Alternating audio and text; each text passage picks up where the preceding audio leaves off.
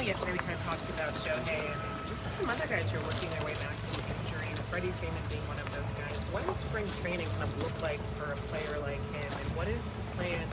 I know he's hoping to be ready for opening day, things like that, but just if there like kind of a specific plan in regard to him and the other guys looking forward? I think we're still trying to get a handle on it. It's going to be read and react. I think with respect to Freddie, I don't see him playing in the opener here in spring training, but I think it's probably 3, 4, 5 games in, then he'll get out there. For Shohei, is it, I guess, maybe realistic to see him playing or hitting in these Cactus League games, or do you see maybe that not being a case? Yeah, I do. I don't know if it's going to be right at the outset, but I do feel he's just going to no activity today for Shohei, but I do expect him to be in Cactus League games early on. Is Freddie cleared to run yet? No. I think he's doing the Alter G in the training room, which is kind of helps the weight bearing and the percentage of his body weight. But as far as outside, no. I know he said he thinks he'll be ready for opening day, but is this something you guys are going to have to manage at all during spring or early in the year with this, or do you think at that point he'll be back to 100%? I think I wouldn't bet against him being ready for opening day. He's very motivated. Managing it, I wish I could say we can manage it. We'll manage it in spring training, but I think we saw that leg out triple against the Padres in the division series. So, once he's playing, he sort of just does his thing, but I think we're going to try to manage him as best we can. He always prides himself on 162 though. Is he going to force his, are you going to force days off on him, just at least early in the season as he's kind of coming off surgery or anything like that?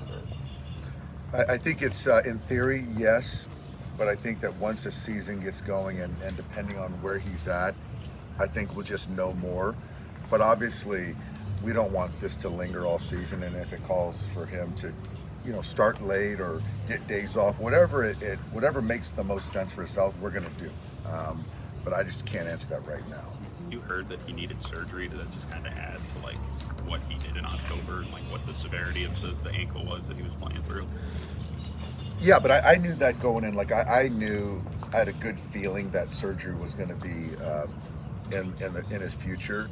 And so what he did in the postseason with the rib, with the ankle, it's just, I marvel at it when I think about it. And certainly now, as we're here in February, that he's still dealing with it speaks to, the pain he was in. Do you have an idea of what sort of boxes he'll need to check before he can be cleared to run? I think it's just kind of the lateral, the shuffling, feeling the ground ball. He's good. I think it's more of running the bases. There's a stop and start component to running the bases, cutting corners with the bags, angles, that there's going to be a progression. But like I said earlier, I do think that 3, 4 games into the spring, he'll be participating. A little bit you've gotten to know Blake Snell in these first few days. How does that maybe differ from the image that you had of him before? He is a next level thinker. I've had some really good conversations. I think up to this point, the best conversations I've had in spring have been with Blake. He's very in tune with who he is as a person, as a pitcher. He's very excited to have a commitment from an organization long term. He has very huge personal goals. He has very short-term goals, obviously, team goals. But I think that his feel for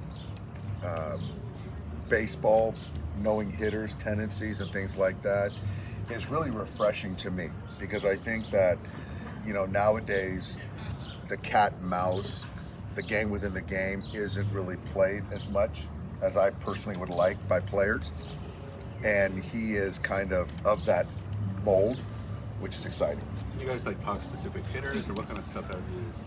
It's just kind of appreciating how hitters react to his pitches and what they've done previously, and it's not there's really a sequencing component of it, a feel part of it. It's not just a strength versus weakness. There's a feel part of it. There's a chess versus checkers. I think he's really into trying to make people around him better. He's really anxious to work and watch Clayton and how Clayton does his work and how he's been so great for so long.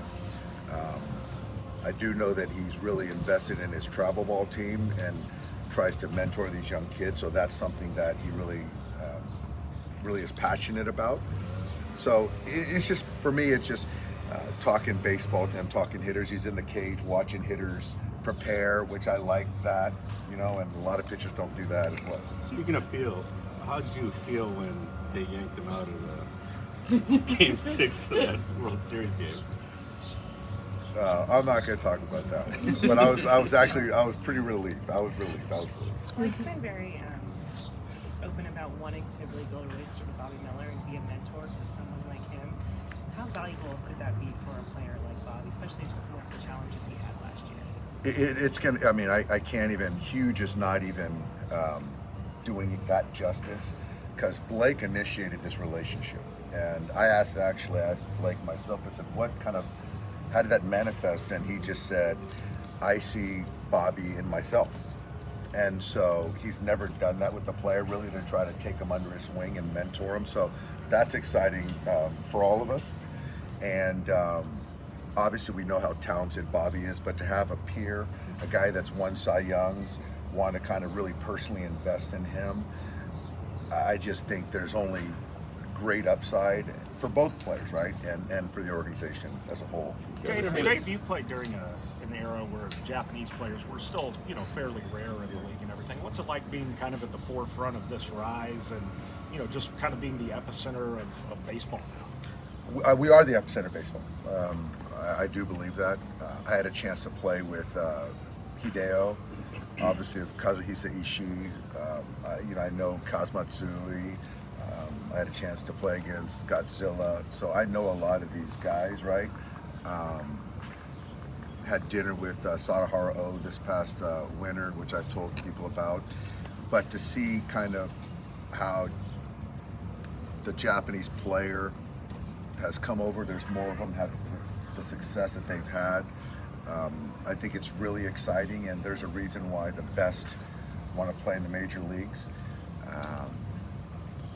I think their experiences, even Kenta Maeda, having Kenta here, getting to know him, their experiences here in the States playing for the Dodgers has been truly a good one. And I think it's a responsibility for the Dodgers, because I do think we are the epicenter globally for baseball, and it's exciting. How and when was it determined? Hi, Alden. How and when was it determined that Mookie would be your shortstop this season? I would say Mookie being the shortstop sort of was a longer-term conversation.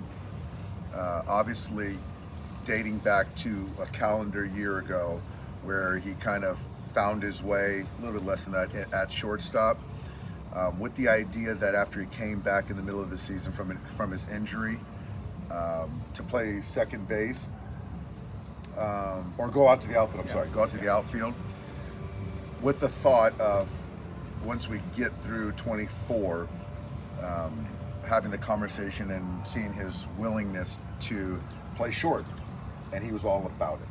And so I think that it was more of, right at the end of the season, how does he prepare for 2025?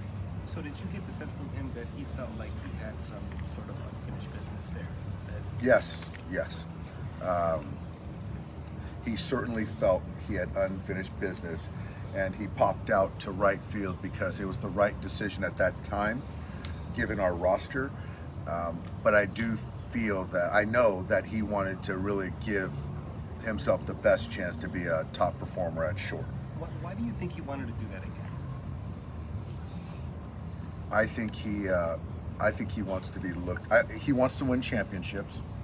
I think that he knows that if he can manage shortstop, it provides runway for a Michael Conforto, signing of Teo, where Teo is best in right field. And also, I think Mookie wants to be the best player in baseball. And I don't see why he wouldn't want that.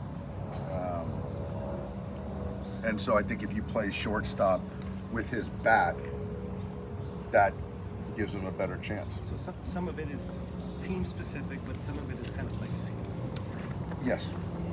And I see nothing wrong with that. Absolutely. What's And then going to what let about you the, know, like when you're watching him out there, that his comfort level is rising and that he's cleaned up some of the things he did struggle with, early last year when he was making the switch? It's 2 grades better already.